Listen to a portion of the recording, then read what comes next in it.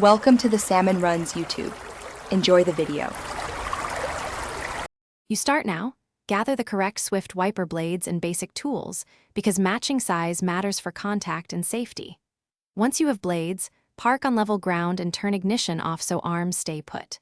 Carefully lift the wiper arm until it locks upright, hold it. Bending can break the spring.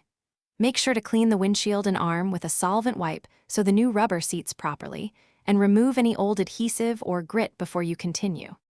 You now remove the old blade.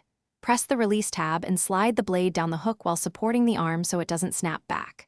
Once removed, compare adapters. Swift uses a hook or pin style, and attach the new blade by aligning the adapter, then push until you hear a solid click. That click confirms engagement. After fitting, lower the arm slowly and visually verify the blade sits flush and pivots freely. This prevents streaks and premature wear. Once done, lower the wiper arms gently and start the car to test on low intermittent with washer fluid so you see true contact. Watch for streaks, chatter, or gaps. If the blade misses more than 1/4 of an inch, reseat the adapter and repeat the click test. Make sure to explain.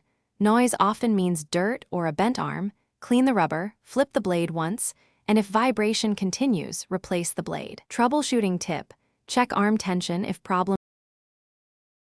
Thanks for watching. Consider subscribing if we helped you.